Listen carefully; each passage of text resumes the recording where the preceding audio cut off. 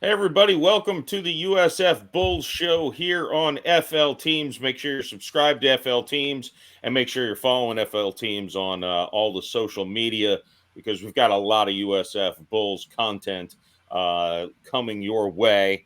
I'm Jeff Macolino here with FL Teams contributor Grady Vickers. How are you, Grady? I'm good. How are you?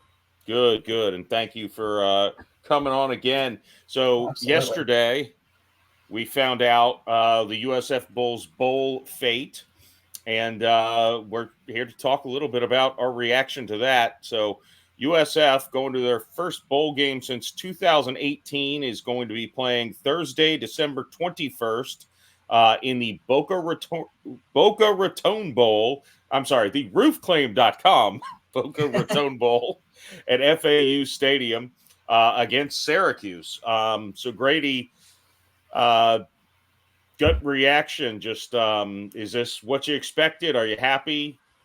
We expected the Boca Bowl just a little bit. Not exactly Syracuse being the opponent that we'd have, but definitely being in Boca for the bowl was expected. There were a few opponents that I'd seen circulating in rumors online that obviously didn't come to fruition. I hadn't seen Syracuse anywhere before, but looking into Syracuse's team a little bit, definitely seems like it'll be a good, even matchup that should be fun to watch.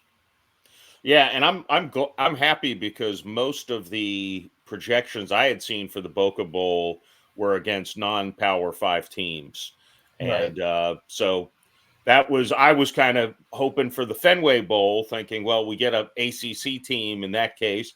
We still get an ACC team. We're just playing in Boca instead of Fenway, which frankly is probably beneficial to our team not playing in cold Boston winter. Right. Um, so no, I don't think I'm happy that the USF didn't go to the Gasparilla Bowl.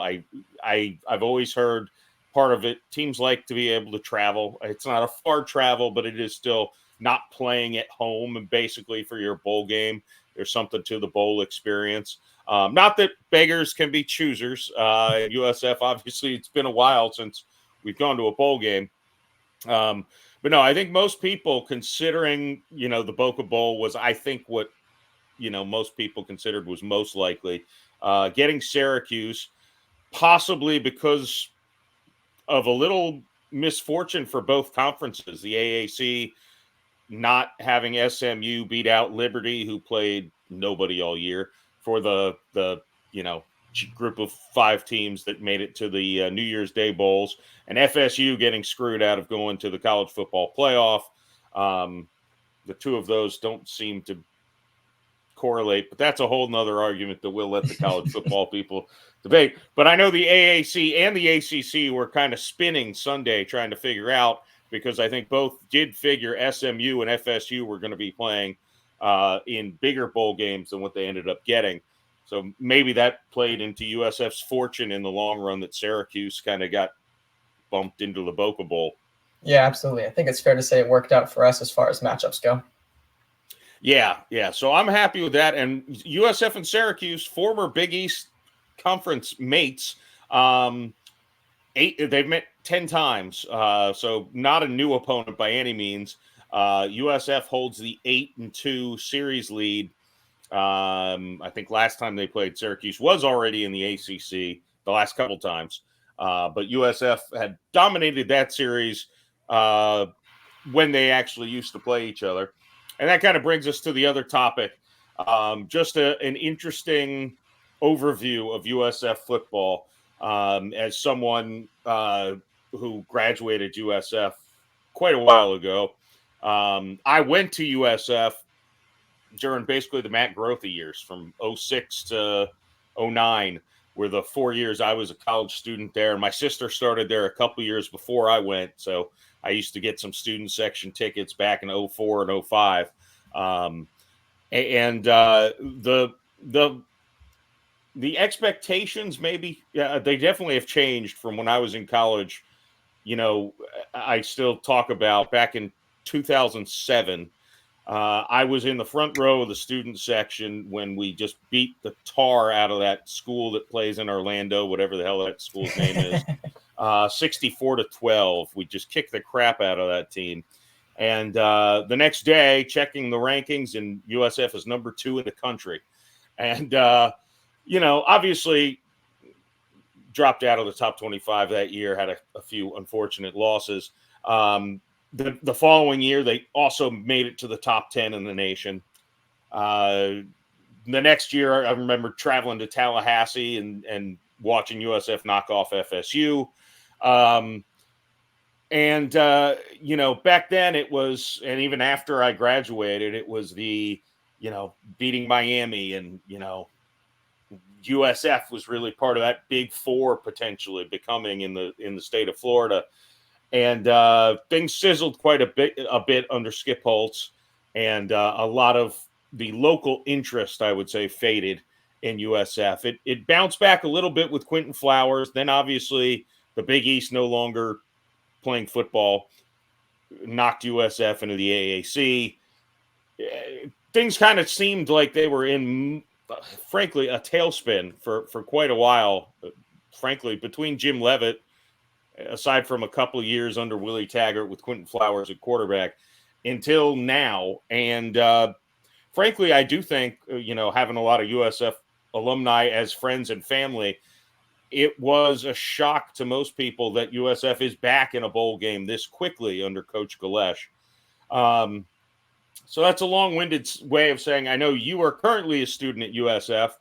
So were there any expectations among yourself, kids this year, going into this year, that USF could even be playing? We could be having a conversation at this point in the year talking about USF going to a bowl game? Yeah, I mean, I've been following USF football for years, even before I started going to the university. So the Quentin Flower years especially, I was following heavily. So, seeing the ups and downs there, and then kind of coming into this year really not expecting much from the past 4 or 5 years, just because of really how terrible they've been when it comes to conference games and even games against Division II teams that we can't seem to compete in. And then now all of a sudden Alex Galesh comes in, and, you notice at the beginning of the year, not many people are really talking about this football team. And then you kind of get halfway through the year and we're like, wow, maybe we're onto something here. Byron Brown, he's pretty good. Sean Atkins, he's also pretty good. The defense, up and down, but pretty solid at times. And there's a lot more interest around campus involving the team just because of how greatly they shot up in such a short amount of time. And I think there's a lot of buzz around the campus right now, getting ready for this bowl game, just waiting to see how well we can do, how well we can perform, and then prepare for next year to do even better, hopefully.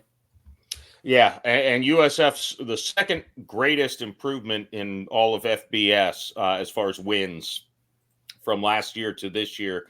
They were tied with Liberty for 5 wins, USF going from 1 win to 6 in one season. And that is going to lead to expectations. Alabama's not on the schedule next year.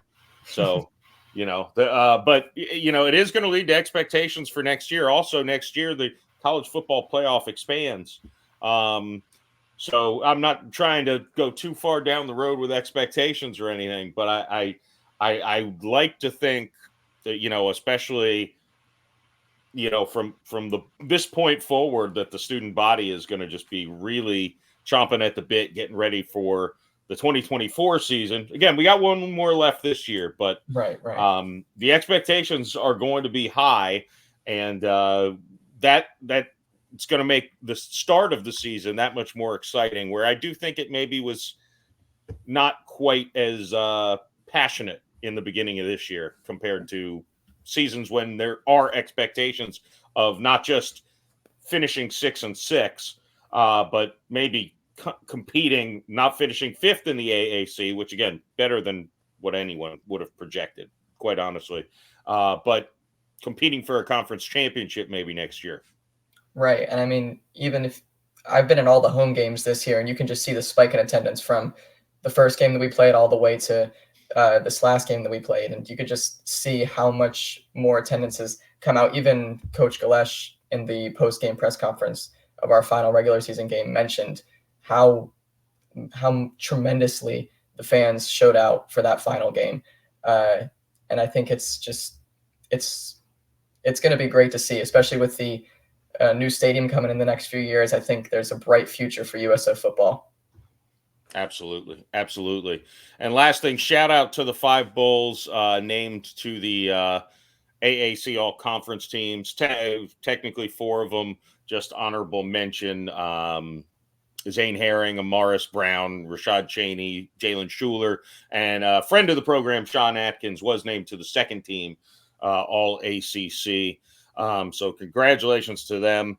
And yeah, we'll have more coverage. We're going to have a couple players come on before the bowl game.